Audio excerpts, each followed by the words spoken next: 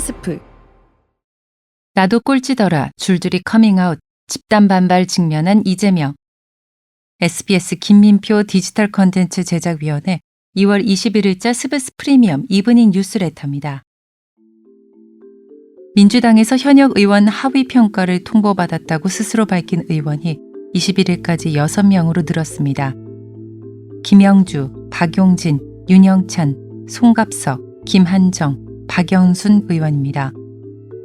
나쁜 성적을 받으면 수긍하든 안 하든 숨기려는 게 평가받는 사람들의 대체적인 행동인데요. 민주당에서는 정반대의 현상이 벌어지고 있는 겁니다. 점수가 잘못됐다며 당당하게 성적표를 공개하는 거죠. 이들은 이른바 비명계, 즉 비이재명계라는 공통점이 있는데요. 비명 찍어내기, 공천학살이라며 비명그룹이 조직적으로 반발하고 있습니다. 그 반발은 이재명 대표를 향하고 있습니다. 송갑석 민주당 의원은 현역 의원 평가에서 하위 20% 통보받은 사실을 공개하면서 웃지 못할 일이 벌어졌다고 불만을 토로했습니다. 국회 의정 대상을 3년 연속 수상한 성과와는 너무 다른 성적 아니냐는 겁니다. 송갑석 의원은 3년 연속 수상은 단 2명뿐이라고 하니 국회의원 300명 중 2등 안에 드는 상위 0.67%인데 민주당에서는 하위 20%라는 웃지 못할 일이 벌어졌다고 꼬집었습니다. 그러면서 비명의 정치 생명을 끊겠다고 공언한 원외 친명 세력의 리더가 자신의 지역구에서 사라지고 나니 남은 후보 중 한 명의 후원 회장으로 이재명 대표의 멘토라고 불리는 사람이 투입됐다. 또 당의 윤리감찰단이 지역구를 2번이나 샅샅이 훑고 빈손으로 돌아갔다고 주장했습니다. 그러더니 하위 20%라는 통보를 해오더라는 겁니다. 송갑석 의원은 전대협 4기 의장 출신의 비명계의 의원으로 한때 민주당 최고위원까지 지냈습니다. 송 의원이 최고위원직에서 물러난 건 지난해 9월입니다. 이재명 대표 체포 동의안이 국회 본회의에서 가결된 뒤 강성 지지층, 이른바 개딸의 요구로 의원들이 부결 인증샷까지 올려야 하는 상황을 비판하면서 최고의원직을 내놨습니다. 송갑석 의원은 마지막으로 참석한 최고위원회의에서 입장문을 읽었는데요.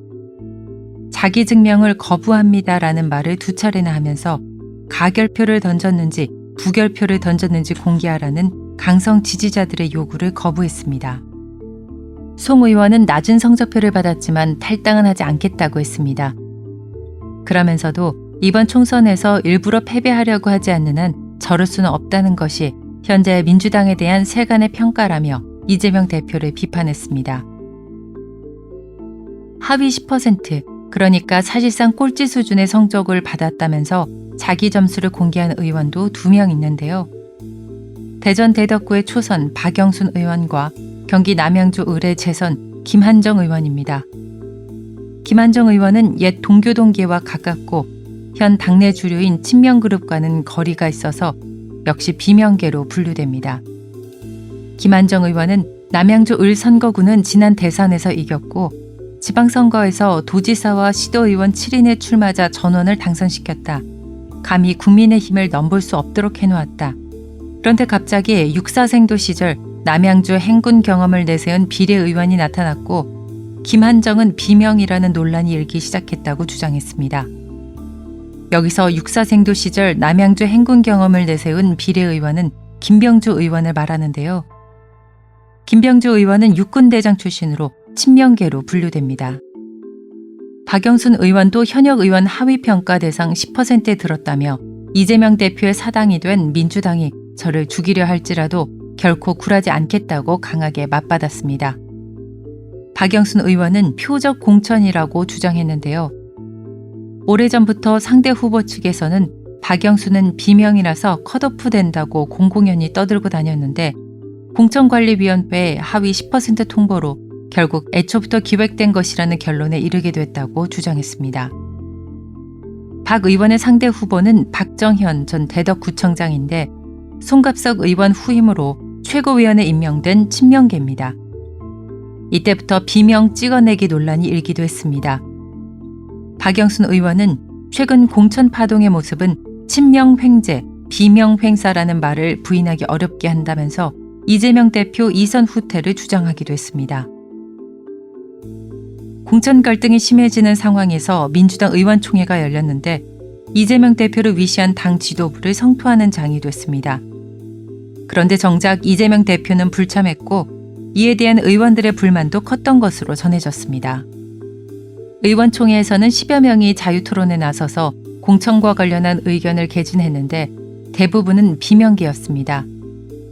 현역 의원 평가 하위 10%에 속한다는 통보를 받은 윤영찬 의원은 현 지도부 중 하위 10%나 20%에 속한다는 의원들보다 의정 활동을 잘했다고 할 사람이 누가 있겠냐라며 지도자가 경쟁자를 적으로 돌린다고 주장했습니다. 윤영찬 의원은 소셜미디어에도 이재명 대표를 향해 칼자루를 쥐셨다고 정치적 비판 세력을 마구 베면서 그걸 혁신이라고 고통 운운하시면 안 된다고 직격했습니다.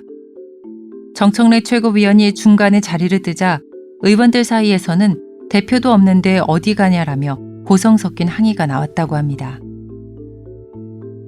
민주당 내의 이런 불만은 이재명 대표를 향하고 있습니다. 특히 친문의 반발이 조직적입니다. 문재인 정부에서 국무총리를 지낸 정세균, 김부겸 전 총리도 이재명 대표가 상황을 바로잡으라고 촉구하는 입장문을 냈습니다. 두 전직 총리는 이재명 대표를 비롯한 당 지도부가 초심으로 돌아가기를 바란다. 이재명 대표를 비롯한 당 지도부가 지금의 상황을 바로잡지 않는다면 우리 또한 총선 승리에 기여하는 역할을 찾기 어렵다고 했습니다. 역시 문재인 정부에서 정무수석을 지낸 이철희 전 의원은 민주당이 판을 뒤집으려면 이재명 대표가 당 대표직 내려놓는 건 공천 다 끝나가는 마당에 이제 의미 없고 이번 총선에 불출마하면 된다고 주장했습니다. 본인이 불출마하는 정도의 큰 선택을 하지 않으면 사람들의 불만이나 반대를 제압할 방법이 없다는 겁니다. 이재명 대표가 공천에 개입한 것으로 의심할 수 있는 정황도 보도됐습니다. 중앙일보는 지역구 후보 적합도 조사를 실시한 여론조사 업체 일부가 이 대표의 성남시장 시절 성남시의 용역을 수행했던 업체라고 보도했습니다. 이재명 대표 입장이 더 곤란해진 가운데 이 대표는 자신을 향한 불만과 비판을 해소할 카드를 준비하는 것으로 보입니다. 이철희 전 수석의 주장처럼 불출마한다면 원희룡 국민의힘 후보와의 계양을 빅매치는 허무하게 불발되겠죠. 여기까지 스브스 프리미엄이 보내드리는 이브닝 뉴스레터 2월 21일자 SBS 김민표 디지털 컨텐츠 제작위원회 글, 저는 아나운서 유혜영이었습니다. 스브스 프리미엄 앱을 설치하시면 뉴스의 맥락을 알려드리는 더욱 다양한 콘텐츠를 만나보실 수 있습니다.